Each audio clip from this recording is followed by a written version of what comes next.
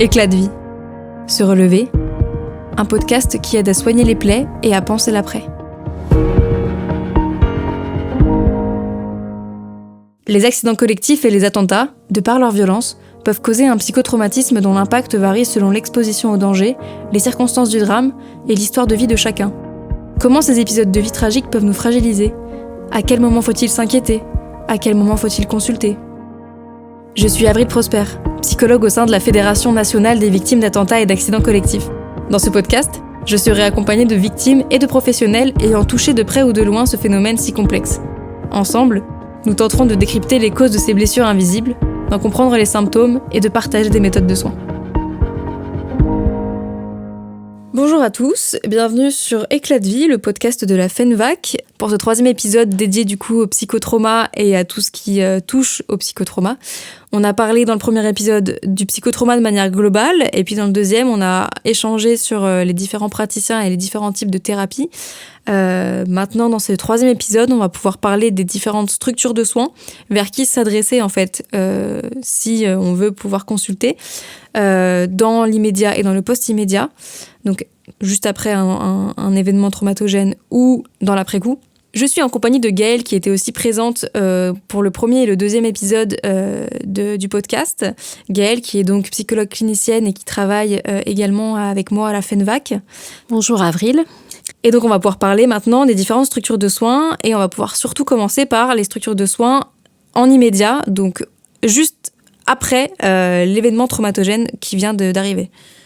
Donc la toute première structure qui tente à intervenir en immédiat, donc juste après l'événement traumatogène, c'est donc la CUMP, la cellule d'urgence médico-psychologique, qui est donc une structure adossée au SAMU, qui est constituée de professionnels du soin psychique, psychiatres, qui coordonnent la CUMP, des psychologues, des infirmiers, mais aussi des personnels administratifs. Et donc, la CUMP va intervenir de façon rapide après l'événement, donc ce qu'on appelle une intervention immédiate, et ou éventuellement dans l'après-coup, donc dans le cadre d'une intervention post-immédiate. Alors les interventions immédiates, c'est ce qu'on appelle le defusing. L'objectif du defusing, c'est dans les premières heures après l'événement à fort impact traumatique, de pouvoir désamorcer les effets du stress et de l'angoisse et prévenir ou limiter le risque de développer un état de stress post-traumatique, donc de développer une pathologie chronique chez les personnes victimes de l'événement. Le defusing, c'est un temps d'accueil, un temps d'étayage. Il vise une réassurance, à aider les personnes impliquées ou témoins de l'événement à réordonner et réorganiser leurs paroles.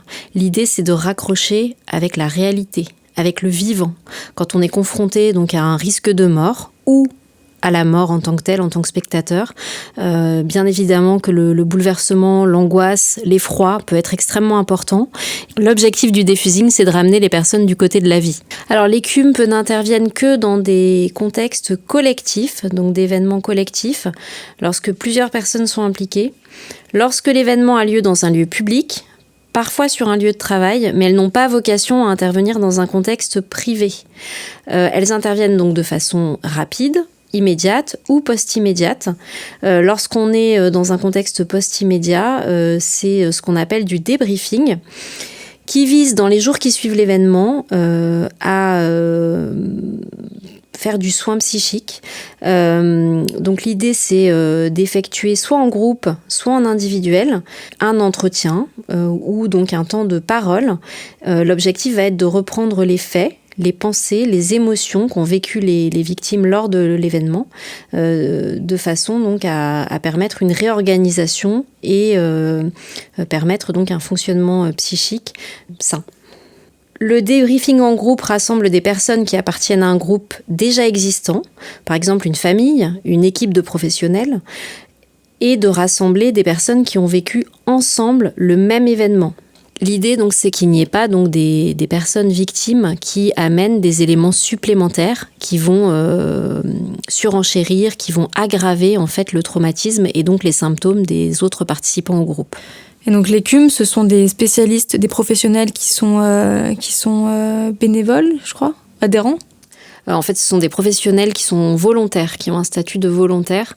Donc, ils ne sont pas bénévoles dans le sens où ils sont professionnels. Ils ont tous une formation au traumatisme, une formation aux soins psychiques, à la fois en poste titulaire et puis donc des professionnels qui ne travaillent pas forcément au sein d'une structure hospitalière et qui vont venir, qui vont être déclenchés, comme peuvent l'être les pompiers volontaires par exemple, lorsqu'un événement survient et qu'il y a donc une nécessité d'intervention.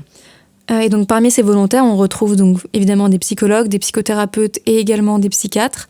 Et en fait, en passant par les CUMP, le terrain est déjà balisé, on va dire. C'est-à-dire que les victimes sont tout de suite prises en charge sur différents pans de la santé mentale. Et en général, ce sont des structures qui vont pouvoir apporter une complémentarité entre les différents professionnels qui y sont présents. Alors, suite au défusing, au déchocage ou au débriefing dans l'après-coup, les CUMP n'assurent en général pas de suivi au long cours. Lorsqu'il y a un service de consultation en psychotraumatisme à côté de la CUMP, bien sûr que les victimes peuvent être réorientées vers ce service pour une prise en charge sur la durée.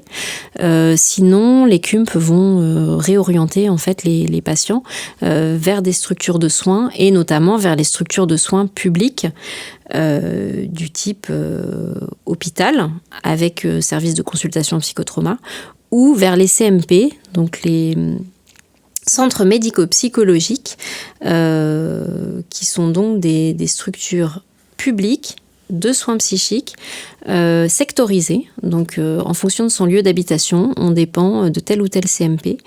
Et ce sont des lieux donc, où, sur un simple appel, on peut prendre rendez-vous. En règle générale, on est reçu dans un premier temps pour une évaluation par un infirmier, donc un infirmier spécialisé en psychiatrie, qui va donc évaluer la situation. Et dans un second temps, il peut y avoir une évaluation par un médecin psychiatre et une prise en charge psychiatrique ou psychologique en fonction de la situation. Alors malheureusement, comme les CMP sont des structures publiques et qu'il y a beaucoup de demandes, en général, il y a quand même un délai d'attente assez long. C'est pourquoi il arrive qu'on puisse aussi orienter vers les CRP, qui sont les centres régionaux du psychotrauma. Donc ce sont des centres publics également, qui sont spécialisés dans la prise en charge du psychotraumatisme. Ça existe depuis maintenant 2018, il me semble. Il y en a un peu partout en France, pareil, c'est sectorisé. Et donc ce sont des structures qui travaillent main dans la main avec les CUMP et avec les CMP pour permettre de prendre en charge le mieux possible les victimes d'attentats ou d'accidents collectifs, par exemple. Alors, il existe des services de consultation spécifiques psychotraumatisme, en général au sein des hôpitaux, souvent adossés aux services de psychiatrie de l'hôpital. Elles sont quand même assez rares, parfois un peu saturées, mais donc ce sont des lieux de soins bien évidemment spécifiques qu'on peut prioriser lorsqu'on cherche un soin psychique dans un contexte de psychotrauma.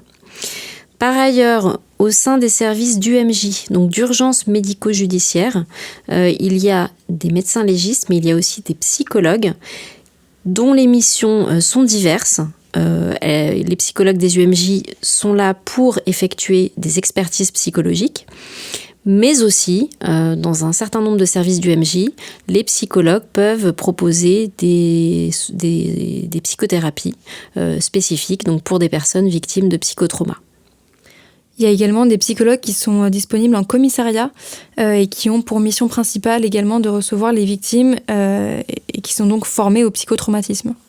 Alors, nombre de psychologues, de psychiatres, de psychothérapeutes en libéral sont aussi à même de recevoir des victimes de psychotraumatisme et donc sont formés à des méthodes spécifiques pour accompagner les victimes.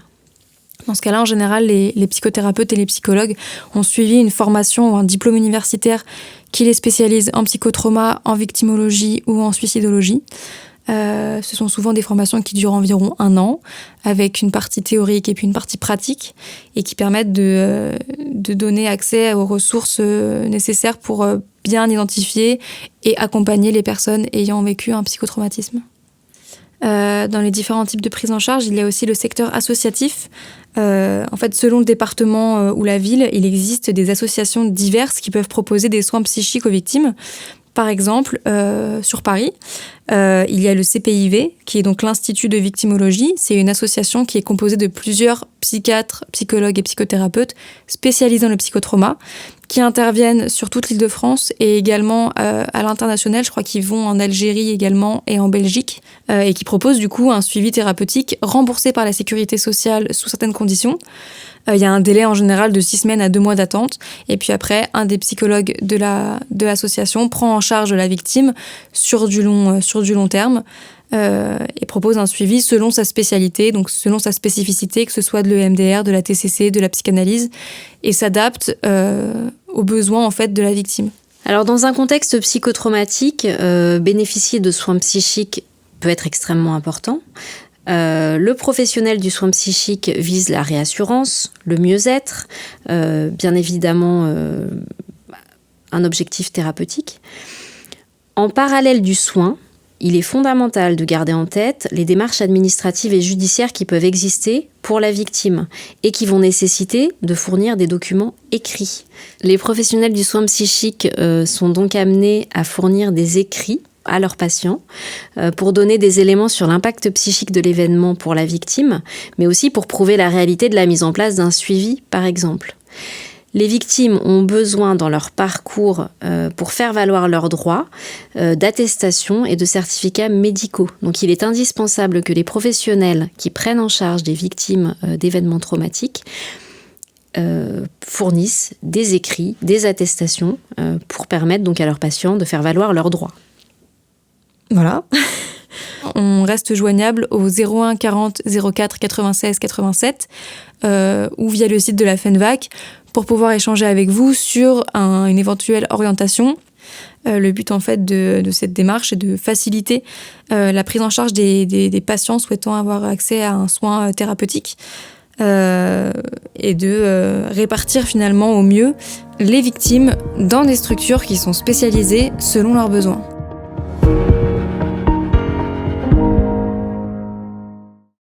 Attention, les informations partagées au fil de ce podcast ne sont en aucun cas un outil d'autodiagnostic ou de soins. Le recours à un professionnel est donc vivement recommandé. À la suite d'un événement traumatogène, il est important de rester attentif aux troubles pouvant intervenir sur le plan psychique ou physique. La FENVAC peut vous orienter vers des praticiens habilités à répondre à vos besoins. En cas d'urgence, contactez le 15.